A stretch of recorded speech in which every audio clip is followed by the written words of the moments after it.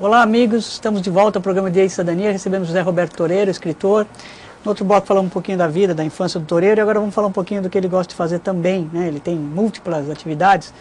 Eu vou ler um pouquinho mais do currículo do Toreiro, né? Escritor de livros, roteirista, os curtas-metragem, uma das tuas paixões é o curta-metragem, é isso? Eu gostava mais de fazer curta do que longa, achava mais divertido. Você acha que o brasileiro ainda não tem essa sequência de assistir os curtas, ainda falta no cotidiano do brasileiro, ainda tem essa, não sei, o brasileiro prefere os filmes de longa-metragem ainda? No mundo inteiro é assim, né? O curta, ele não tem um horário comercial, né? É difícil você juntar curtas e fazer um longa, um horário de cinema. Por isso que o curta não funciona. Tá. Tem alguns cinemas, na Europa tem um pouco disso. O curta antes do longa, e aí você paga para ver esse curta, sabe? Você paga um pouquinho mais, paga R$15 e vê o curta, ou você paga 13 e entra só na hora do longa. E isso é bem divertido, acho que seria uma solução boa para fazer pra de forma gente. mais comercial, né? A parte do curta. Né? Que acho que é a saída mesmo. Agora, aqueles eventos que você participa, o Festival Curta Santos, que eu sei que você já participou, esses ajudam também, esses festivais, né? Aí a pessoa fica mais ligada também, né? Ajuda muito, né? E tem no Brasil todo agora, é uma febre de festival de curta-metragem. Tem vários, tal, e são divertidos e ajudam muito a produção local. É para isso que serve o festival de curta, né? Você tem oficinas, o pessoal da cidade vê, e aí começa a fazer. Tanto que Santos hoje tem uma turma boa fazendo pequenos curtas, pequenas histórias. Tal. Fora os anônimos que vão lá e fazem a participação, também é gostoso, né? Quer dizer, a pessoa se vê na televisão também, se vê na imagem, se vê no vídeo, se vê no cinema, isso é importante, né? Tem essa parte que é engraçada. Mas acho que o mais importante é que serve de escola, né? Você trabalha muito, faz as produções locais, tal, acaba saindo um monte de gente. E Santos é engraçado, porque tem muita gente de cinema que saiu de Santos. Então, um dos melhores fotógrafos do Brasil, o Zé Roberto Eliezer, é de Santos. O melhor diretor de arte, Clóvis Bueno, é de Santos, sabe?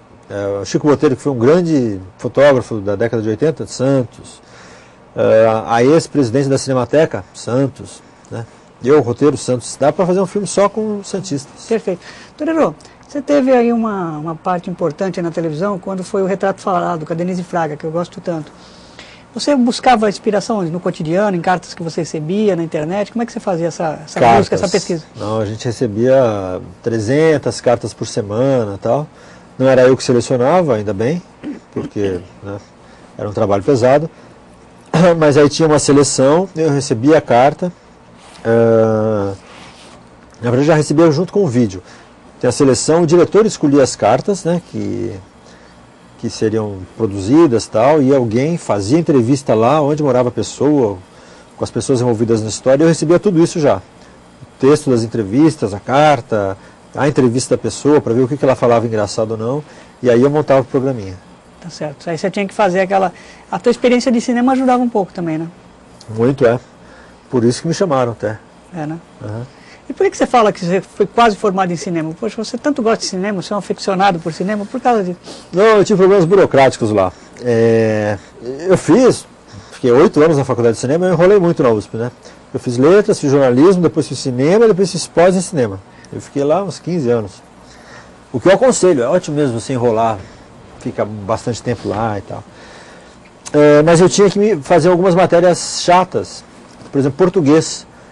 Eu fiz lá 8 semestres de português na letras, na USP, e não conseguia eliminar um de cinema, um português aplicado ao cinema na USP também.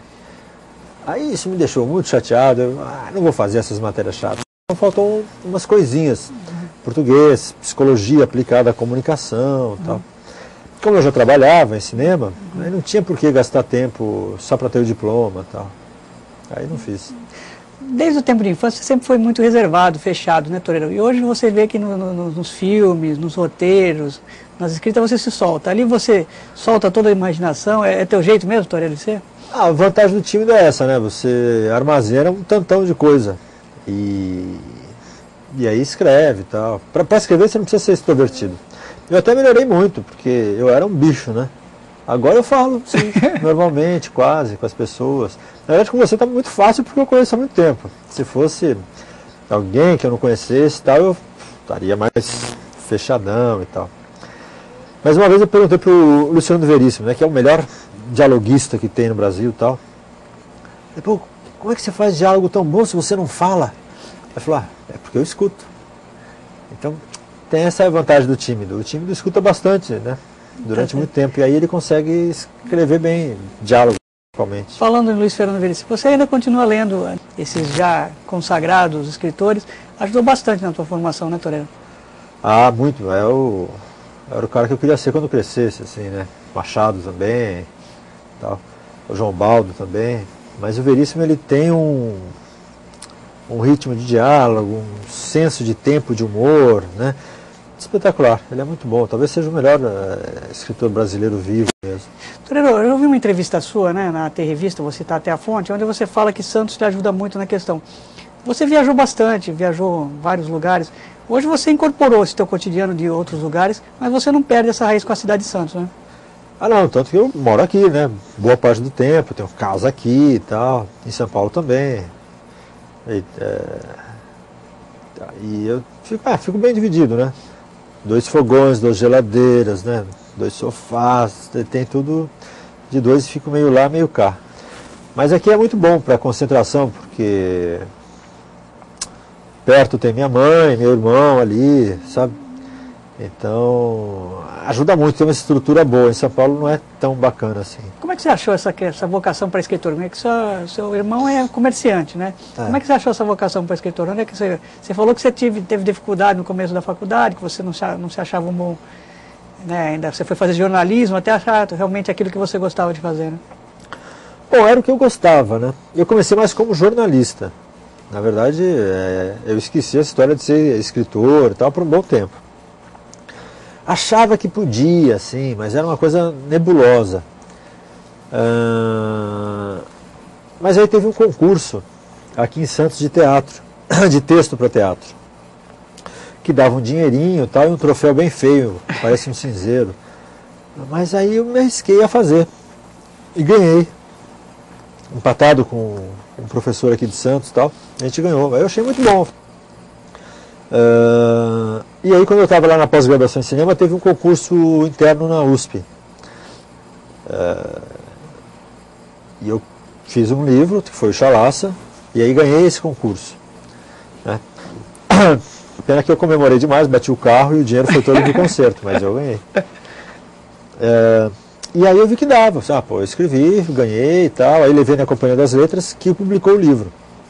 E eu dei sorte, porque o livro foi muito bem e tal, foi um sucesso, ganhou Jabuti, blá.